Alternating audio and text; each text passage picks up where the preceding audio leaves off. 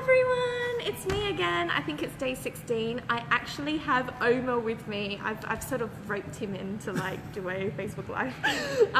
But he is our martial arts specialist, the one that I was talking about yesterday.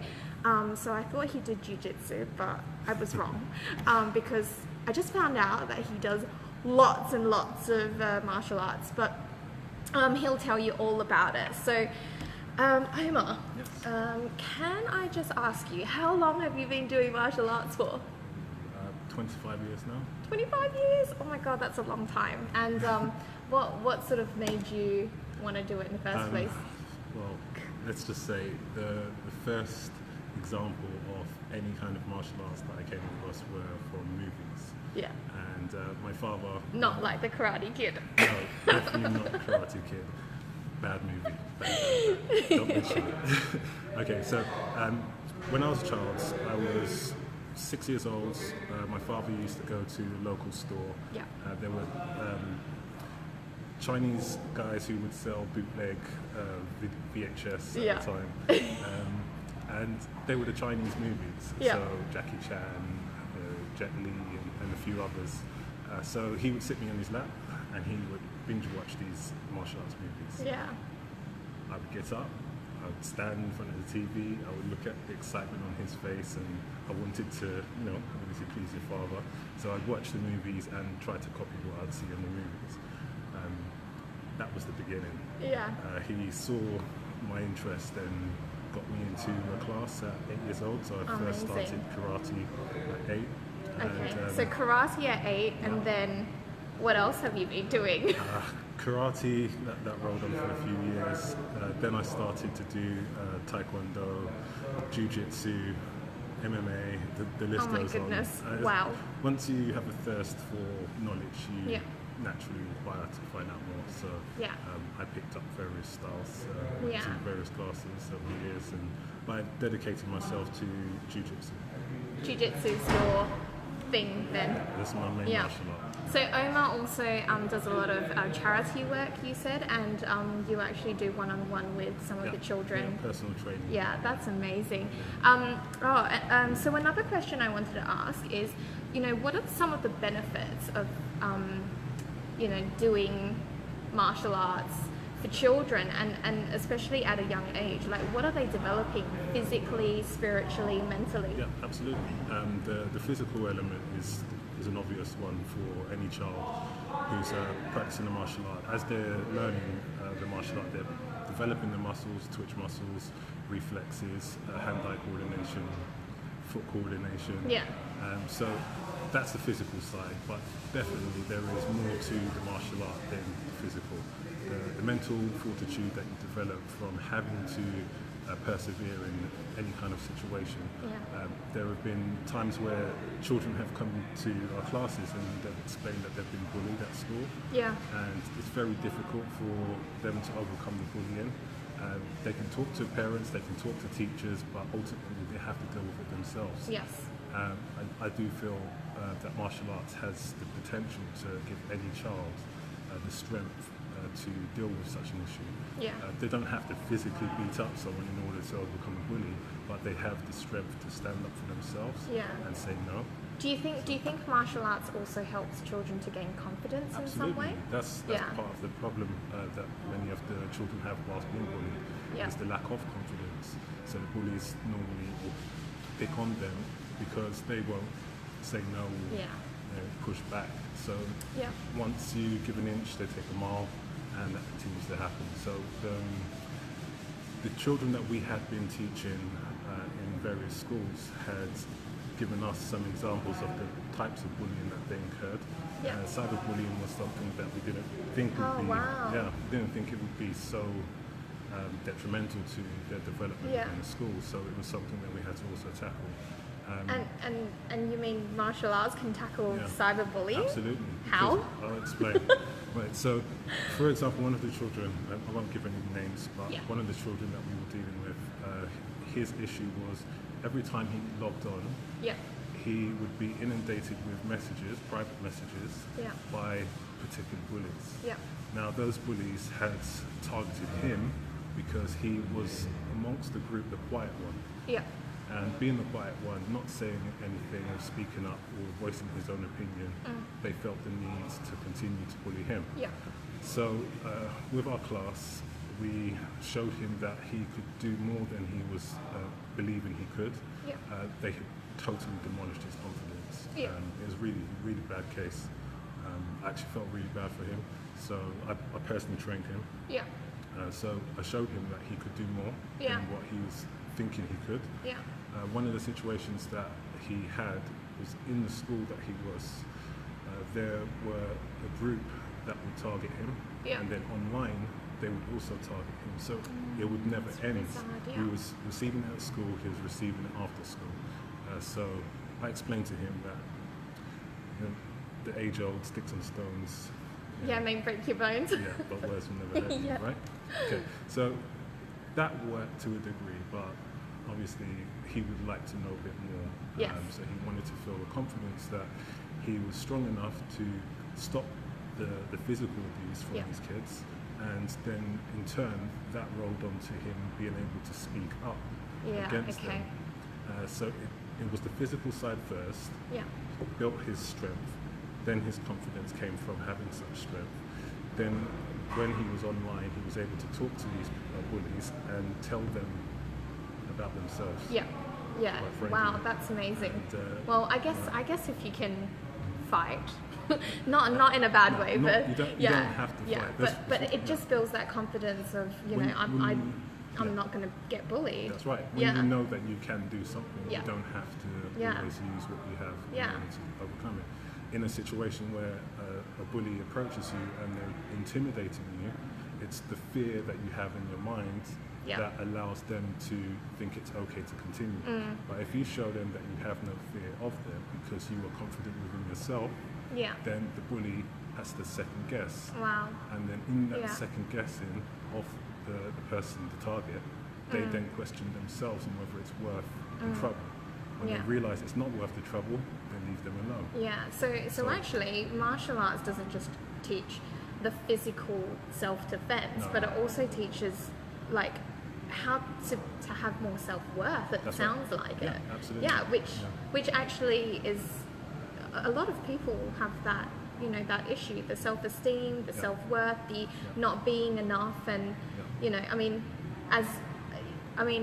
I guess, but when I say that, like, do you feel like at some point when your mindset does go into, oh, I might not be good enough for that, how do you like counter that in a daily, like, just with your knowledge of like martial arts, how do you counter mindsets of what you can't, what you feel like you can't do? Right, so we call that limiting beliefs. Yeah. When we ourselves believe we can't do any more than a certain point.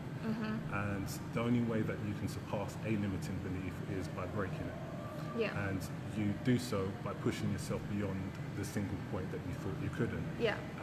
You see things such as marathon runners, they run ridiculous long Yeah. distances, but they're able to do it, and they reach a point where the pain barrier Yeah. occurs, and once they break past that, Yeah. they can continue for a lot longer. Yeah. Same goes in terms of martial arts. When you believe that you can't break a board, for example, Yeah. and then you break your first board, you're like, wow, Yay. I did that. Yeah. I saw my sensei do that. I Yeah. saw my peers in class do that. I didn't think I could do that. Yeah. Once you have done that, Yeah. that in itself is enough to allow you to believe you can do more than any other thing that you thought you couldn't. Yeah, that's so true. you're surpassing your limits, and in surpassing your limits it becomes habitual, Yeah. and then that is transferable into other things in life. That's amazing. And it's sort of the thing that I was talking about the other day about failure as well. Like a lot of children, they're so afraid to try because they're so afraid to fail. Yeah. And it sounds like that martial arts actually trains them to try and try and try until they overcome Yeah, that. that's right. Yeah. And actually fail. Failure is just the first attempt in learning, isn't it? Absolutely. Yeah. It's just any time that you attempt to do something, if you believe that you can only do that thing one time, and Yeah. if you are successful, then that's great. But if you fail, then that's the end of it. You can't try again. Well, then you'll never be any good at anything. Exactly. The mentality is to have a tenacious resolve. So you try something. Yes, you may have one mistake or second mistake, but every time you make a mistake and you learn from the mistake, your growth is occurring from there onwards. So, you know, what we attempt to do is be twice the person we were the previous day, whether that's in the physical, the mental, the spiritual, but everything that we do, we're aiming to be better than what we were yesterday. So does your sensei actually, I mean, like, actually you're the sensei now, you're the master, So do you actually teach your kids to do that? So not compare themselves to someone else, but more compare themselves to who they were yesterday. That's absolutely amazing. It's the only way, because if you, as I say today, if you compare yourself to others, you've already failed. Yes, you're right. Because you should be racing your own lane. Don't be looking at the people either side of you. As you do, you're slowing yourself down. So you race your own race. Life is just that. And as you do that, you will get better and better. And if you want to stop, take a look around and see how you're doing later on, then so be it. But don't do it along the way. You know? That's wow. Okay, well, I mean, can you, I don't know if you can give our parents any tips on what sort of martial arts would be best for children around the ages of, 5 to 12 when they're actually developing. What are some of the better, I mean, like more suitable martial arts to actually try out first? I would say karate is definitely a good martial art for beginners. If you've got no experience whatsoever in martial arts, karate is definitely a good one for young children. Jiu-jitsu, I'd say for... Once they've mastered a foundation or something? They don't have to master it, but so long as they're aware of the various concepts and techniques, then jiu-jitsu would be something that they would take to quite naturally. I give the two examples because they are slightly different. Karate is based on stand-up fighting, and it does require you to develop physical strength. That's also where you would be breaking boards, for example, and then you would feel that yes, your punches or kicks are a lot stronger. But jiu-jitsu is more for grappling, groundwork. Using your opponent's body against them, manipulation of joints, holds, locks, chokes, etc. So that's why I say that's probably for the older children, not the youngest children. But definitely those two, I would 100% agree. Do you think that martial arts helps children to be more aware of their body as well? Oh yes. There have been a few cases where some of the children that we have been teaching have had a situation where they've been faced with knives or other forms of weapons. No guns, thankfully. But so Omar actually does charity work, and these are the children you're talking about, okay? Because normally there's no knives and stuff like that involved. Okay, so some of these children have had situations where they've been faced with a knife from an assailant, and in doing so, it's a dangerous situation because obviously if you've never been in that situation, unaware of how to even defend yourself, fear kicks in, shock kicks in, you freeze, you don't know what to do, before you know it, you can be stabbed, and hence the situations which we see of the knife crime that occurs.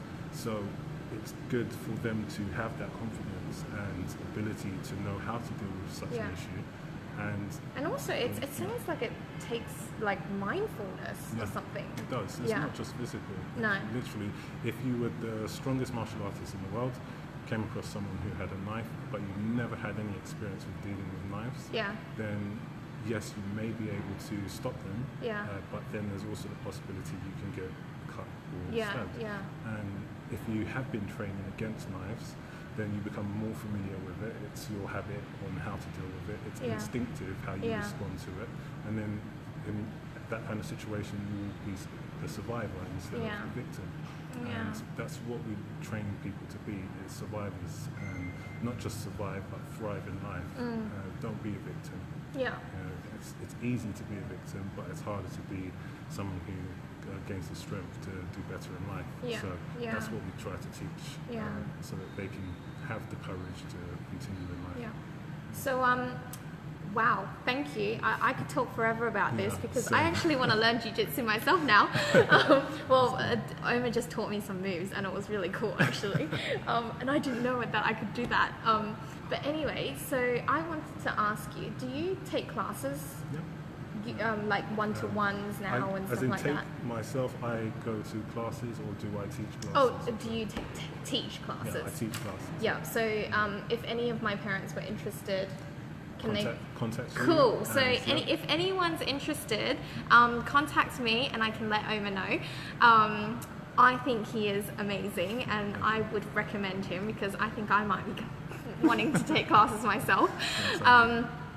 And the reason why I'm doing this Facebook Live is because yesterday we were talking about exercise, and I was really inspired by Omar because when I first met him and when we first had dinner together, he was talking about his martial arts, but it wasn't just that. We had so much in common in terms of our mindset and the personal development side of things, and because I've learned Buddhism, the philosophies and the teachings of Buddhism for a really long time now, and it just felt like we were on the same page, even though, you've never learned Buddhism, have you? I've learned it through martial arts. Oh, okay, so he's learned it through martial arts, that's why. But I mean, the mindset is all about development, and I think that's why I was so inspired to do a post about Omar and his martial arts in my exercise post, because it's not just about self-defense, it's not just about the physical, it's actually about the mindset. And so thank you so much, Omar, for being on. I know we're both really uncomfortable with videos, but he's done it with me, so thank you so much. You're welcome. Call me. Bye.